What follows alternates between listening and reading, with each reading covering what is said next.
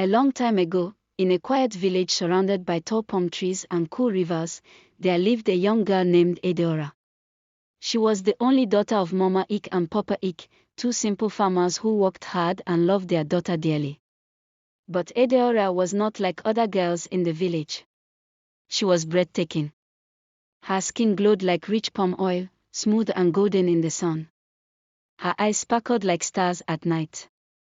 Her lips were full and red like ripe hibiscus flowers.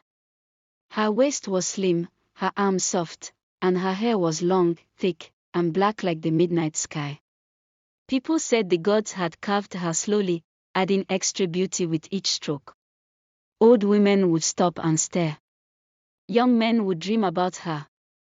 Even children whispered, "See how fine she is." But Adaora's heart did not match her face. While her parents were humble and kind, she had grown proud and vain. Each morning, before the cock crowed twice, Adaora would wake up and head straight to her small mirror. It was a gift her father had bought from a passing trader.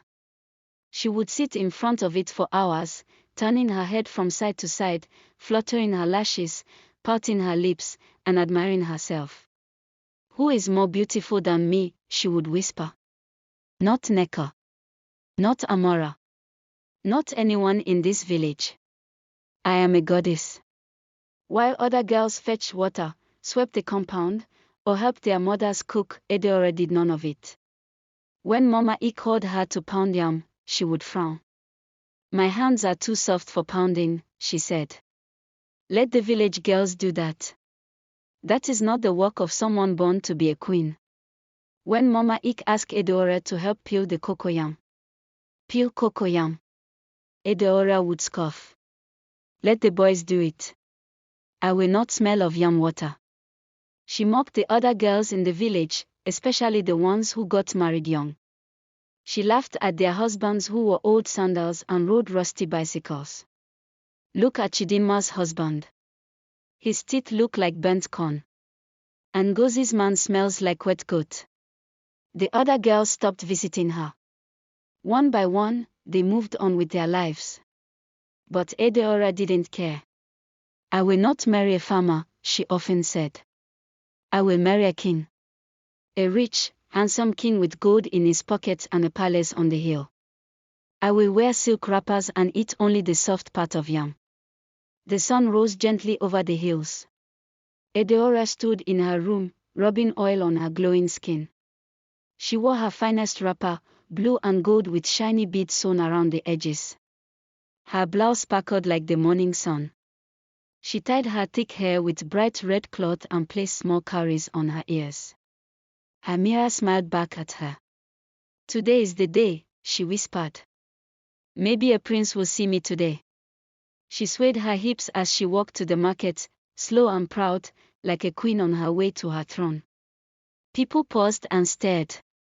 Mothers nudged their daughters to focus on their wares. Young men held their breath. Old women shook their heads.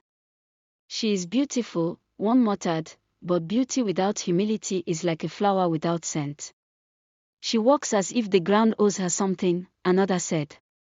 But Adaora only smiled, loving the attention. Then it happened. As she turned a corner, she bumped into someone. Her basket dropped. So did the firewood the other person was carrying. The firewood scattered, rolling into the dust. It was Mama Njidika, the oldest and most respected woman in the village. Her back was bent with age. Her hands were thin, her eyes weak. She fell to her knees beside the firewood. The crowd gasped. "Mama Njidika." Adaora looked down and hissed. "Why are you standing in my way like an old goat?" she shouted. "You've ruined my clothes. Do you know who I am?" Mama Njidika raised her head slowly, her voice soft. "Forgive me, my child. My legs are not as strong as they used to be." "Then stay in your hut." Adaora barked. "Don't ever bring your rotten firewood near me again." The people were shocked. "Apologize, Adaora," someone said. "She is an elder." But Adaora turned, flipped her wrapper, and walked away without a glance back. Mama Njidika picked up her firewood slowly. She lifted her eyes to the sky and spoke in a voice that carried through the market like wind through dry leaves. Adaora, she said, the mirror you worship will soon turn its back on you. May your beauty melt like wax in fire. May your pride become your prison. You shall not see beauty again until you live with the ugliest man on earth and learn to love with your heart, not your face. The market went quiet. Even the breeze held its breath. That night, Adaora stood before her mirror. She laughed. What curse? She's just an old woman with no teeth. But the mirror shimmered. A strange heat rose on her skin. She leaned closer. For a moment, her face blurred. The glass cracked slightly at the corner. Adaora touched it and pulled her hand back. It was warm. She frowned but shrugged it off. The next morning, a scream rang through the village. Adaora's voice. Mama! Mama, look at me. She ran outside, her face wet with tears. Her skin was no longer smooth. It had become rough and patchy. Her lips were dry. Her eyes had lost their sparkle. Her hair was falling out in clumps. Children screamed and ran. Chickens scattered. Women turned away. Mama Ik rushed out and gasped. Adaora, my child, what happened? Mama, I'm cursed, she cried. Look at what has happened to your beautiful daughter. Mama Ik fell to her knees. This is what pride brings. You mocked the old. You refused to listen. You shamed yourself. I will say sorry, Adaora said. I will kneel before her. I will bring her gifts. I will sweep her hut. But when they reached Mama Njidika's house, it was empty. The old woman had vanished. No one knew where she had gone. Adaora no longer stepped outside with her head high. She stayed inside her parents' hut, hiding from the world. The mirror that once gave her joy now sat covered in a cloth, pushed into the corner. Her skin had darkened in uneven patches. Her lips were cracked. Her once long, shiny hair now came out in handfuls whenever she combed it. Her eyes, once full of pride, looked dull like water left standing too long. The once proud girl who boasted of marrying a king could not face even the chickens in the compound. The village whispered. Did you hear what happened to Adaora? Yes. Her beauty is gone. She used to shine like gold. Now she looks like bent yam peels. They gossiped while pounding yam, at the stream, and even during moonlight tales. But some voices were softer. She was proud, yes, an elder said, but she is still someone's daughter. Only Mama Ik and Papa Ik stood by her. Her mother wept quietly at night, watching her daughter lose weight. Her father brought herbs and soups from the bush, hoping something might help. But nothing changed. Days passed. Then weeks. Then, one quiet afternoon, as clouds hung low and heavy, a stranger arrived in the village. He wore a long brown robe that touched the ground and a wide straw hat that covered his face. His feet were dusty. His walking stick tapped the earth with every step. He spoke to no one. He walked straight to Adaora's home. Tap. Tap. Tap.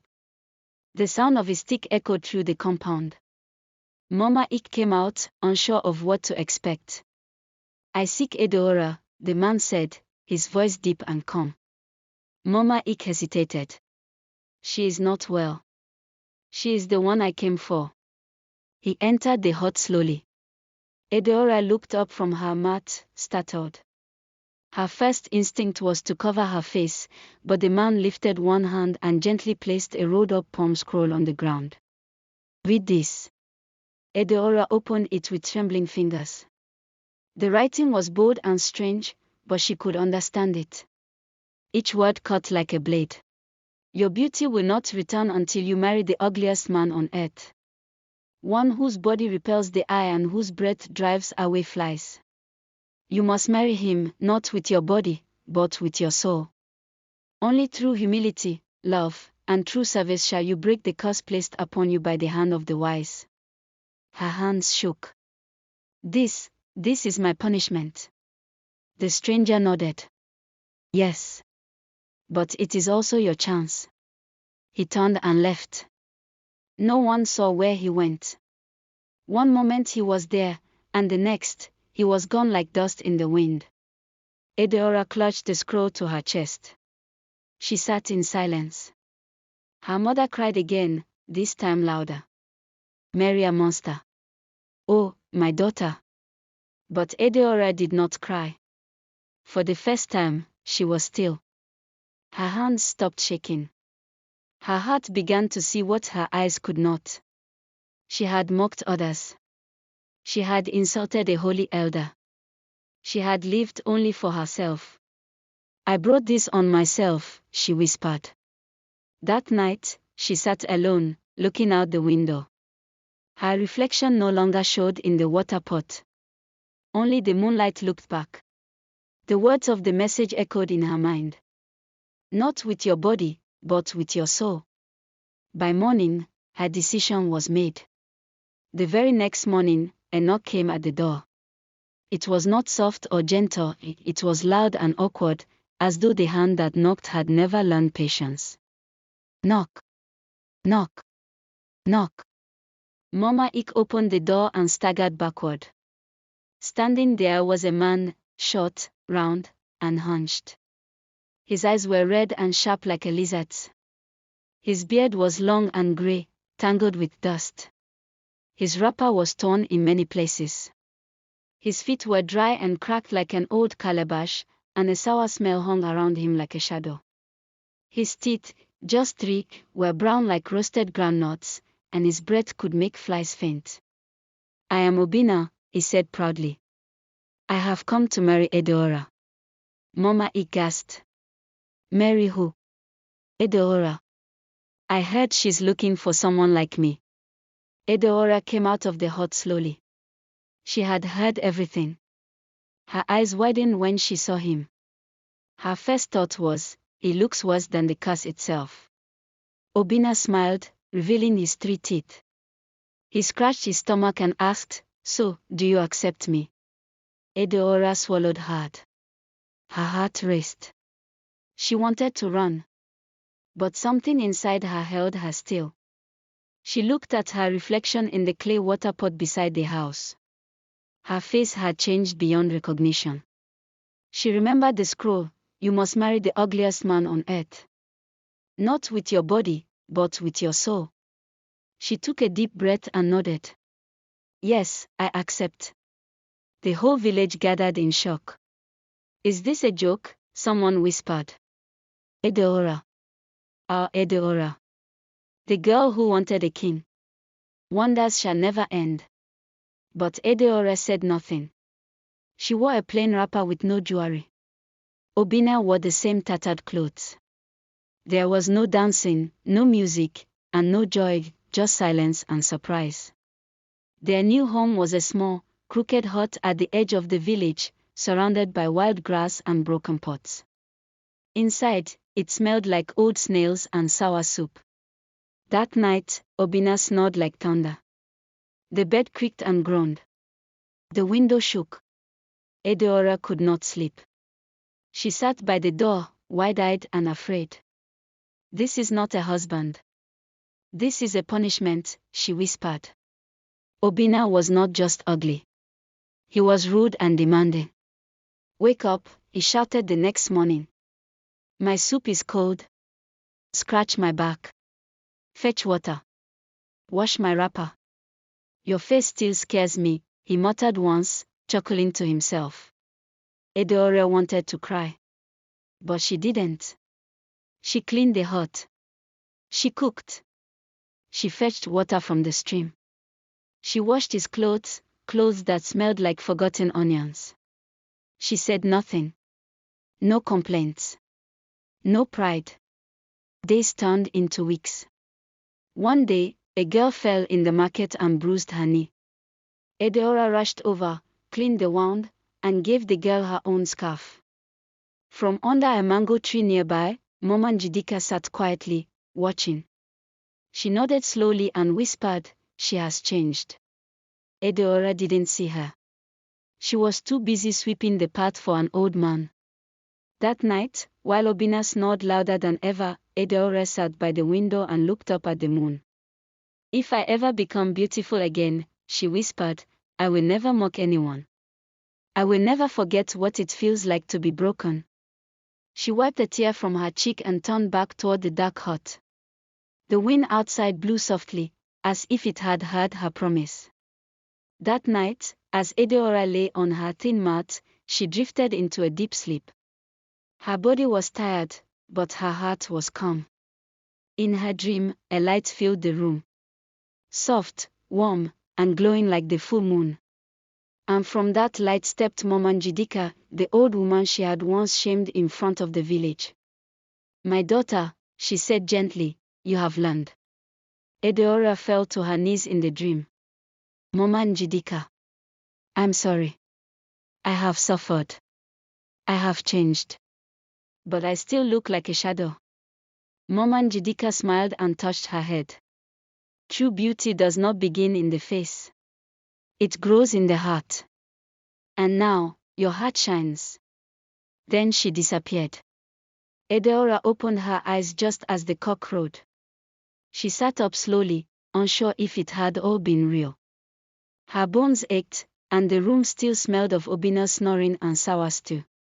But something felt different. She rushed outside to the water pot and leaned over. Her breath caught. Her reflection stared back, bright, smooth, and glowing. Her skin was whole. Her hair had grown back, thick and dark. Her lips were soft. Her eyes sparkled again, but now with warmth, not pride. She gasped and clapped her hands over her mouth. "I'm me again," she whispered. She ran to her mother, who screamed in joy. "Your beauty is back." "Mama," he cried. "Oh, Adaora. The curse is broken." The news spread faster than fire on dry grass. The villagers gathered. Some stared in disbelief. Others wept tears of joy. But no one said a word when Obina stumbled out of the hut, scratching his beard and yawning. He looked at Adaora and froze. "Who are you?" he asked, blinking. "You're not my wife." "My wife was scary." Adaora walked up to him slowly. She bowed and said kindly, "Thank you, Obina. You were part of my journey." "But who will scratch my back?" he whined. "Who will cook my soup?" She handed him a warm calabash. "Here is your food. May you find someone who sees your heart." And she walked away. Days later, a prince from a faraway land arrived in the village. He had heard the story of the proud girl who became humble, the girl whose beauty had returned not just to her face but to her soul. When he saw Adaora, he fell in love, not because of her looks, but because of her spirit. He asked for her hand in marriage. Her parents agreed with joy. The wedding was grand, drummers beat the talking drum, women danced and ululated, children threw flowers, and palm wine flowed like a river. But Adaora never forgot. She greeted every old woman she met. She played with children in the dust. She visited the poor and gave them gifts. She even returned once to Obina's hut, bringing him new clothes and soft yam. He stared in shock. "You still remember me?" "I remember everyone who taught me something," she said with a smile. Adaora no longer worshipped her mirror. In fact, she gave it away. Because now she knew, true beauty comes not from oil on the skin, but from kindness in the heart. Moral lesson. Beauty without kindness is like a fruit that looks ripe but tastes bitter. Pride may shine for a moment, but humility lasts forever. And true beauty begins not with the face, but with the soul.